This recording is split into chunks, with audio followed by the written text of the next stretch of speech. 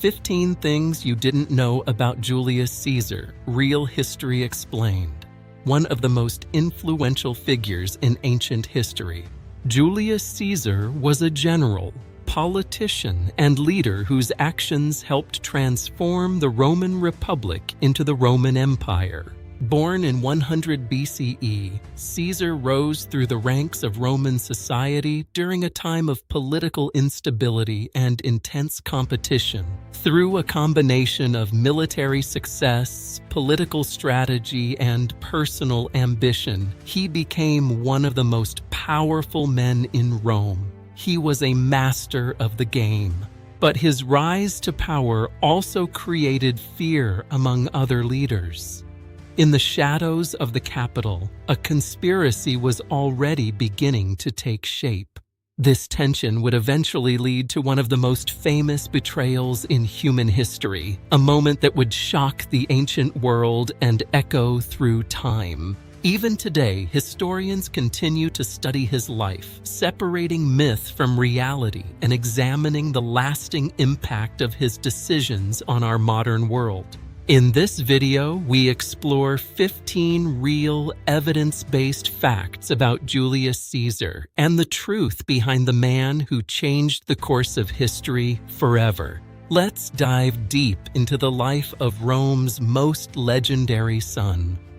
The story of Julius Caesar begins now. Fact number 1. Julius Caesar was born into the Julii Caesaris, a patrician family that claimed descent from the goddess Venus herself. But in 100 BCE, a legendary bloodline was no guarantee of survival. His family was noble, but they lacked the massive wealth of the ruling elite. Caesar grew up in the Subura, Rome's noisy and dangerous heart, living among the very people he would one day champion. As a young man, he faced his first trial. When the dictator Sulla ordered him to divorce his wife for political reasons, Caesar famously refused, risking his life and his inheritance to maintain his honor. Rome was a city in agony, torn between the old guard and the rising voices of the people. This atmosphere of constant threat became the classroom where Caesar learned the art of power. These trials didn't just test him, they hardened him. He understood early that true leadership would require a master of both the law and the sword. He dedicated himself to the study of strategy, preparing his mind with the same intensity that he prepared his body for the legions. He was building an intellect to outthink an empire. He watched the elite circles of Rome from the outside, learning their weaknesses and the intricate dance of alliances that held the Republic together. He was a master observer long before he was a leader. Caesar's ambition was a survival strategy born from the grit of the Subura and the fires of Roman politics. The boy from the working-class streets was now ready to take the world. Fact number 2. Before becoming a dominant political figure, Julius Caesar built his reputation where it mattered most in the Roman world, on the bloody fields of the battlefield. His campaigns in Gaul, which lasted from 58 to 50 BCE, were a relentless series of wars that significantly expanded Rome's territory and poured massive wealth into his personal coffers. The Roman army was a machine of precision. In the wild forests and vast plains of Gaul, Caesar faced a collection of fierce and independent tribes that fought with desperate bravery. Caesar was more than a soldier. He was a master of logistics. He famously built a bridge across the Rhine in just 10 days, simply to prove that Roman power could reach anywhere. The turning point came at Alesia, where Caesar defeated the great chieftain Vercingetorix through a double line of fortifications that remains a masterpiece of tactical genius to this day. These campaigns were not only military successes, but also helped Caesar gain something far more dangerous to his rivals in Rome: the absolute loyalty of his soldiers. He lived as they lived, eating the same rations and marching alongside them through mud and snow. He knew his centurions by name, and they, in turn, were devoted to him. Some historians argue that this deep personal loyalty later played a crucial role in his rise to power. His legions would follow him not just for Rome, but for Caesar himself. Gaul was the forge where Caesar the politician became Caesar the legend. He left the province not just as a conqueror, but as a man with an army ready to cross any border. Fact number 3. Perhaps the most famous gamble in the history of power was Julius Caesar's decision to cross the Rubicon River in 49 BCE, a moment where the fate of Rome hung by a thread. At the edge of this small, unremarkable stream, the weight of the Roman world hung in the balance. For a general to bring an armed legion across this boundary was an act of high treason, an illegal move from which there was no return. Under Roman law, the Rubicon was the line that separated the province of Gaul from Italy. To cross it with an army was to declare oneself an enemy of the state. He was choosing between exile and revolution. Caesar stood on the bank, knowing that to stay was political ruin, but to cross was to start a fire that would consume the republic.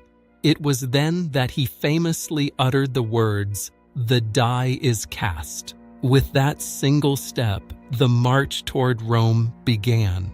By crossing the river, Caesar effectively started a brutal civil war against the Senate and his own former ally, Pompey the Great. His soldiers followed him without hesitation. Their loyalty was to Caesar, not the law. They were no longer a legion of the Republic. They were the instrument of one man's ambition. Historians interpret this moment as the true turning point that led to the end of the Roman Republic. The old system was broken, and the path to empire was now paved in iron. The crossing of the Rubicon shows us that history is often made in the silence of a single night, by men who decide that the rules no longer apply to them. The age of the Caesars had begun. Fact number 4. Contrary to popular belief, and despite his absolute control, Julius Caesar was never officially declared a king. In the Roman mind, that word was a relic of a dark and distant past. Instead, he held the title of dictator for life, dictator perpetuo. It was a position that gave him total authority over the Roman state, its laws and its legions, without the hated title of Rex. This concentration of power was unprecedented. Caesar was the state, and every decree, every appointment, and every military move now flowed from his hand alone. This absolute power raised deep and terrifying concerns among the Roman senators. They had been raised on the legend of the Republic, a system designed specifically to prevent any one man from ruling alone. In the halls of the Curia, the whispers grew louder. Men who had once been Caesar's friends began to see him as a tyrant who was systematically dismantling the very foundation of Rome. They feared that the Republic system, with its shared power and elected officials, was dead in all but name. To them, Caesar wasn't just a leader, he was an existential threat to the Roman way of life.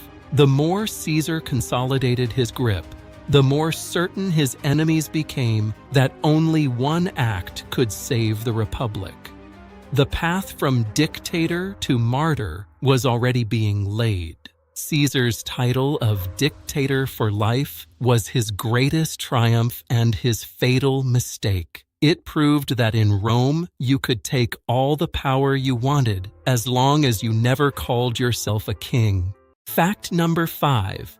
Beyond the legions and the politics, Julius Caesar introduced several reforms that aimed to improve the very functioning of Roman society. He sought to bring order to every corner of Roman life. His most enduring legacy was a masterpiece of administration.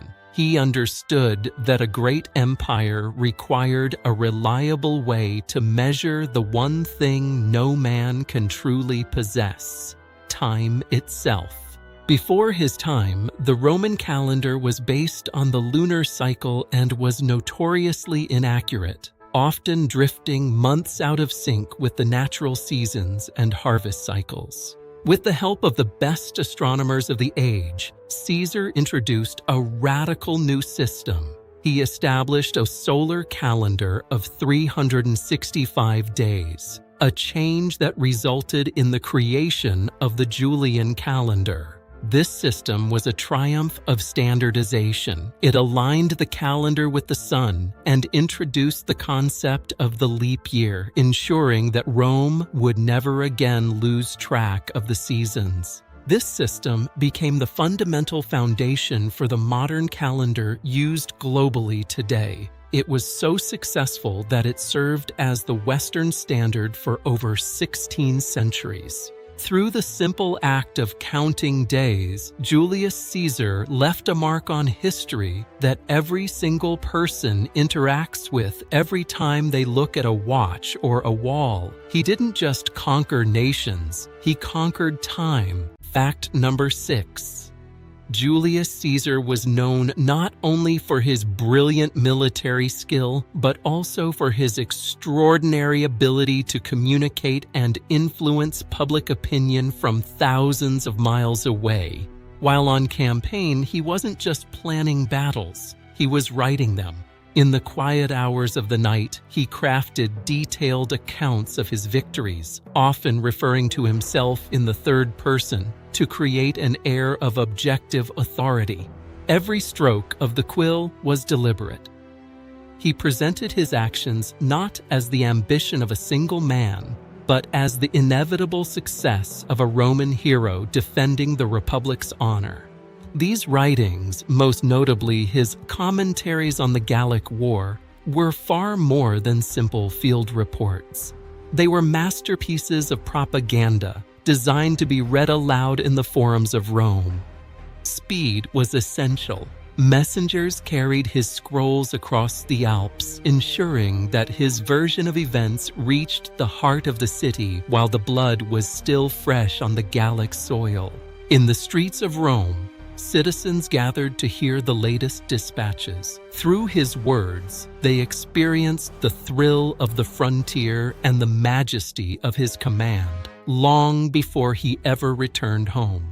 The public didn't just see a general, they saw a legend. His narratives built a reservoir of goodwill that made his eventual return to the city a political inevitability. Historians suggest that Caesar's use of written narratives was one of history's first examples of systematic image control. He proved that the pen could be just as sharp as the sword. He didn't just make history, he wrote it.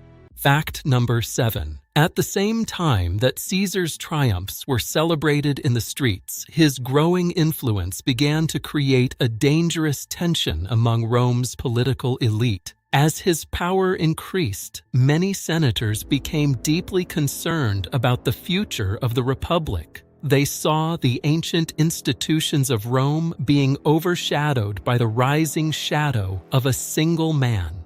They feared that Caesar's authority was becoming too centralized and potentially permanent. In a city that prided itself on shared power, the idea of a perpetual leader was a direct threat to their liberty. Some historians argue that this tension wasn't just political, but deeply personal. Former friends were becoming rivals, and the mutual trust that held the state together was beginning to vanish. Caesar seemed unaware or perhaps indifferent to the growing storm. He moved through the halls of power with the same absolute confidence he displayed on the battlefield. But behind that confidence, the stage was being set for one of the most significant turning points in Roman history. The divide between the man and the Senate was now too bridge. The Republic was a powder keg, and the friction between Caesar's ambition and the Senate's fear was about to provide the spark that would ignite a revolution. The story of the late Republic shows us that power rarely settles without a struggle. Caesar had mastered the world, but he had yet to master the men who stood closest to him. The end was closer than he knew. Fact number 8. Julius Caesar's relationship with Cleopatra is one of the most famous and highly scrutinized aspects of his life. It was a union that would bridge two of the most powerful civilizations on Earth. Cleopatra, the Queen of Egypt, was a master strategist in her own right. She formed an alliance with Caesar during a period of violent political instability in Egypt, seeking a protector against her rivals. Their connection was both deeply political and intensely personal. Inside these luxurious halls, they forged a bond that would significantly strengthen Caesar's influence across the entire region. Historians suggest that this alliance played a key role in securing Egypt as a vital strategic partner. For Rome, Egypt was the breadbasket, the essential source of grain that kept the Republic stable. Their relationship has been interpreted in many ways over the centuries. Some sources emphasize its calculated political importance, while others highlight the intense personal dimension that captivated the world. Whether it was a cold merger of interests or a genuine romance, the consequences were undeniable. The wealth and culture of the Nile were now inextricably linked to the power of the Tiber. This was the birth of a new Mediterranean order. Caesar had secured the East, but in doing so, he had invited a foreign queen into the heart of Roman politics, a move his enemies would never forgive. The story of Caesar and Cleopatra reminds us that history is often made in the private chambers of the powerful. It is a legacy of ambition and allure that continues to fascinate us 2,000 years later. Fact number 9. However, Julius Caesar's growing power in Rome continued to deeply alarm members of the Senate. The man who had conquered Gaul was now conquering the city itself. As his influence expanded into every facet of Roman life, many began to fear that the Republic was at serious risk. The ancient system of checks and balances was failing in the shadow of his command. His increasing authority and absolute control raised terrifying concerns about the future balance of power. Rome was no longer a city of many voices, but a city listening to only one. To many senators, the Republic was more than a government. It was a sacred legacy. Some believed that removing Caesar was a painful but necessary act to preserve the political system of Rome.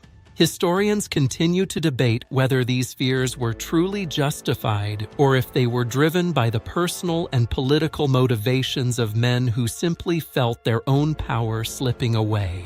Caesar moved through the halls of the Curia with a confidence that bordered on arrogance. He seemed to believe his popularity with the people made him untouchable by the elite. This rising tension would eventually lead to one of the most dramatic and world-shaking events in Roman history. The atmosphere in Rome was no longer one of peace, but of impending betrayal. The tragedy of the Republic was that its defenders felt they had to destroy its greatest leader to save its soul. In the end, they would lose both. The storm was finally breaking. Fact number 10. The rising storm finally broke on March 15, 44 BCE. It was a day that began with omens and ended in blood. Inside the Senate chamber, a group of Roman senators waited. They believed they were acting as saviors of the Republic, prepared to assassinate the most powerful man in the world. This date became known as the Ides of March, and it remains one of the most famous political assassinations in history.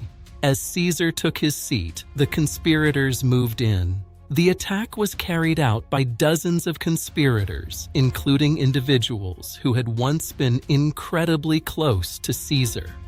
Men he had pardoned, men he had promoted, and men he called friends. When the first blow struck, it unleashed a frenzy. According to accounts, Caesar fought back initially, but upon seeing Brutus among his attackers, he simply covered his face with his toga. Shock and chaos immediately spread through the chamber and spilled out into the streets of Rome. The liberators believed they had restored the Republic. They were entirely wrong. Historians generally agree that this event marked a critical turning point in Roman history. It didn't save the Republic, it guaranteed its destruction. The Ides of March stands as a permanent reminder. Political violence rarely creates the peace its authors envision. The death of Julius Caesar was merely the first casualty in the birth of an empire. Fact number 11. In the aftermath of the assassination, the men who struck the final blows did not call themselves murderers. They called themselves liberators, claiming their actions were intended solely to protect the Roman Republic. They believed that Caesar's growing power posed a lethal threat to the traditional political system. For them, Rome was a delicate balance of competing interests, a balance that one man had finally shattered. Many of them saw themselves as the last defenders of Rome's ancient liberty. In private, they whispered of duty and honor, convinced that the blood of a friend was a small price to pay for the survival of the state. But was it truly about the Republic? However, historians continue to debate whether these motivations were entirely political or if they were also influenced by darker forces, personal rivalries, resentment, and the simple fear of becoming irrelevant. Many of the conspirators had been pardoned by Caesar after the Civil War. Some suggest that their guilt and the weight of his clemency created a psychological tension that only violence could resolve.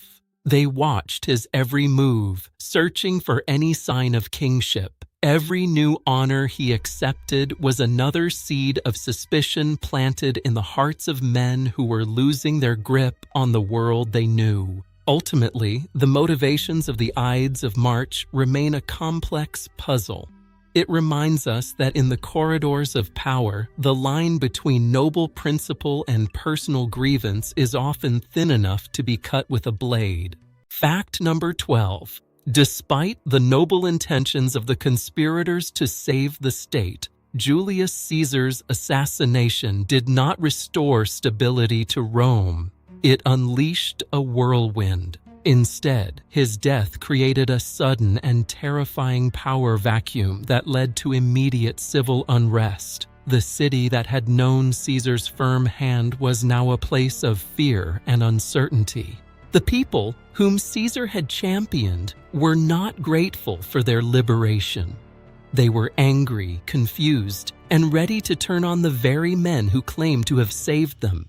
This vacuum led to further conflict and a series of brutal civil wars. Different factions began competing for control, tearing the Roman world apart from the inside out. Legions that had once fought for Rome's glory were now forced to choose between the successors of Caesar and the leaders of the Senate. The era of the warrior politician had reached its peak. Political instability became the new normal. The Forum, once the center of law and debate, was now a theater of riots and revenge as the old order continued to crumble. Historians often view this chaotic moment as the beginning of the end for the Roman Republic.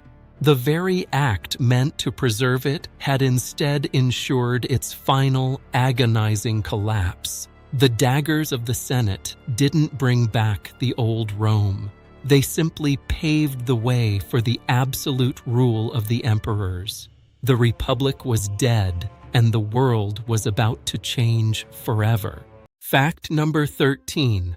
In the bloody and uncertain years that followed the Ides of March, the old world of the Republic was finally buried.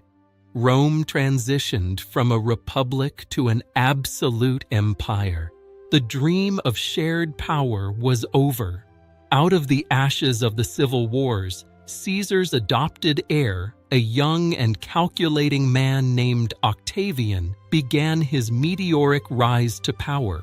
Later known as Augustus, he would achieve what his great-uncle could not, a stable, permanent position at the head of the state. He was the first of the true emperors. This marked the formal establishment of the Roman Empire under a single, absolute ruler. The era of the Senate's supremacy had come to a definitive and quiet end. The transformation was absolute. Historians suggest that, rather than preventing the change the conspirators feared, Caesar's death may have actually accelerated the collapse of the Republic.